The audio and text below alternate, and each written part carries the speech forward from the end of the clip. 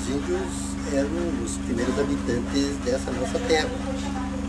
No entanto, isso não foi reconhecido pelo colonizador, pelo homem branco.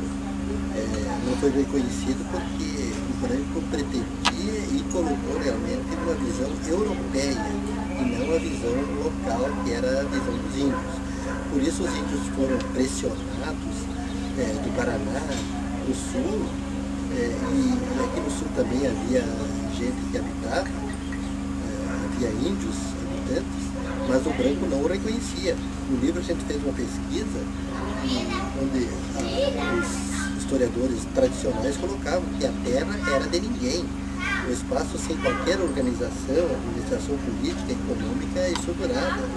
Um espaço de ocupação branca, até mesmo sem ocupação humana. Então, para os europeus, é essa a visão. No entanto, o índio vivia de uma forma diferente, tinha outras perspectivas e era desconsiderado pelo branco. Por isso que era chamado, denominado de Guaianá, na maior parte do século XIX, de Coloado. Existe até uma localidade chamada de Coloados, de Bugre, ou então de Caigangues. Eu cito mais aqui os povos caigangues, porque foram povos diferentes dos outros povos indígenas. Os guaranis e outros povos ficaram mais trabalhando com as missões. As missões foram feitas por europeus, por uma organização religiosa que também tinha a defesa dos índios, mas que acabou colocando a cultura europeia dentro dos índios também. E os caigangues tinham uma outra visão. O grupo de caigangues saiu das missões porque não concordaram e veio morar em Campo Novo.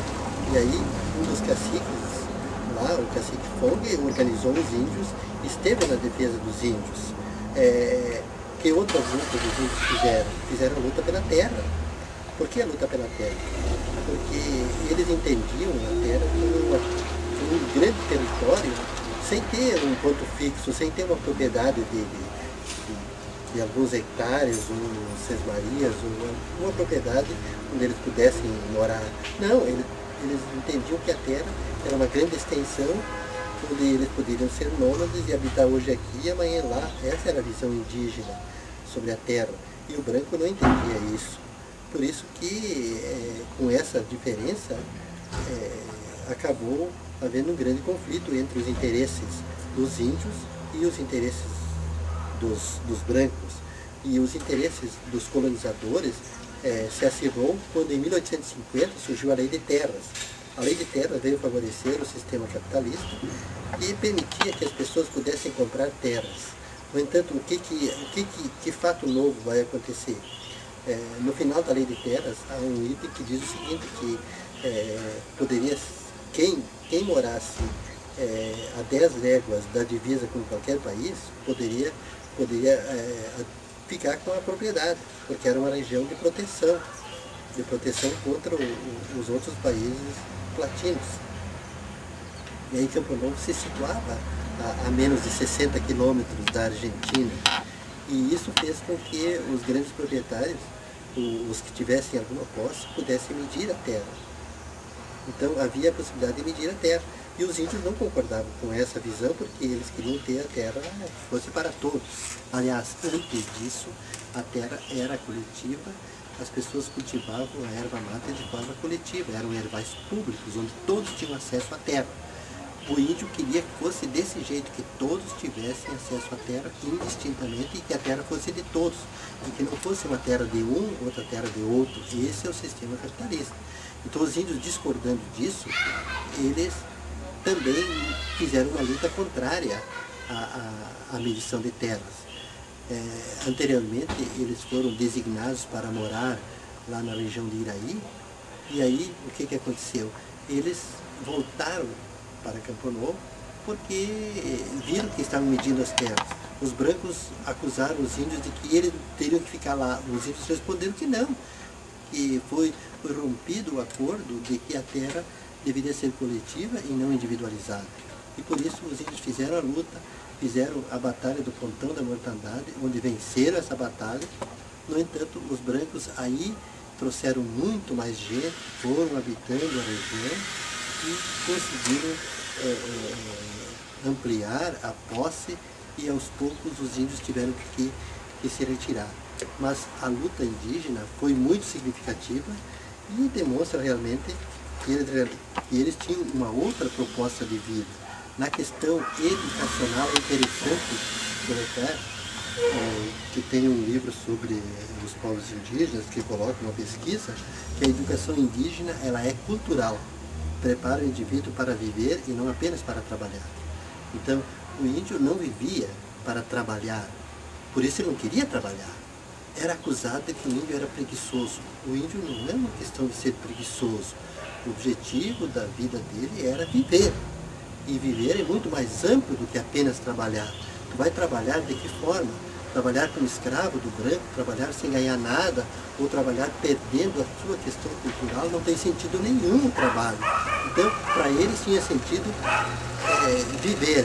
E com frequência se pensou que a educação do índio não era utilitária, orientada para a sobrevivência e sem nenhum interesse para a cultura. Não era utilitária de forma nenhuma. A convivência dentro de uma sociedade indígena mostra bem o contrário, que o índio está educado para o prazer de viver e que seu tempo de cultura dedicado a rituais, jogo ou simples gracejos é mais intenso do que aqueles das sociedades modernas que trabalham para comer.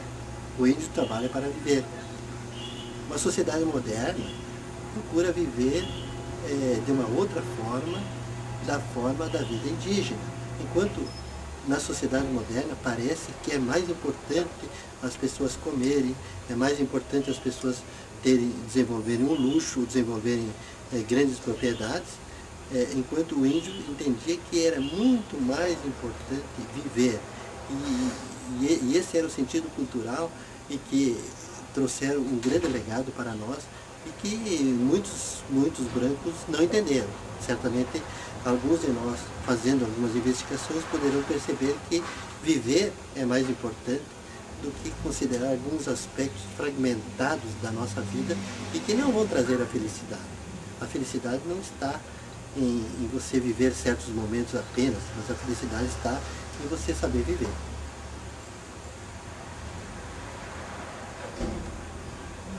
Saber viver. O que é saber viver? Saber viver é uma pergunta difícil. Não é tão fácil a gente entender essa pergunta. Mas eu procuro fazer, ao longo deste livro, algumas considerações sobre os problemas que nós vivemos hoje. Então, saber viver é também hoje perceber os problemas que a gente tem e ao perceber os problemas, a gente poderá buscar alternativas para viver melhor. E aí eu tenho claro que uma das alternativas, não é a única, mas acredito eu, na minha visão, que é uma das melhores, é viver de acordo com a natureza. Observar que a natureza ela está integrada e nós estamos desintegrados ou destruindo a natureza. Se destrói muito a natureza, se desperdiça com o sistema capitalista. É só observar aqui ao lado. Aqui ao lado, por exemplo, 2 árvores foram destruídas para construir um edifício. Antes aí, outras árvores também foram destruídas pelo poder público. E aí os poderes podem destruir essas árvores que na realidade trariam mais oxigênio para uma vida melhor. Então, saber viver é viver de acordo com as questões da natureza. E isso, no entendimento nosso, no entendimento educacional, seria a permacultura. A permacultura hoje, ela seria uma forma de vida de você organizar a tua moradia, você organizar a produção, organizar a qualidade de vida, vivendo de uma forma simples, vivendo com a natureza e vivendo de acordo com a realidade que foi criada, e não essa realidade, o que foi criado, que se desenvolveu ao longo do tempo com esse universo que a gente tem aí.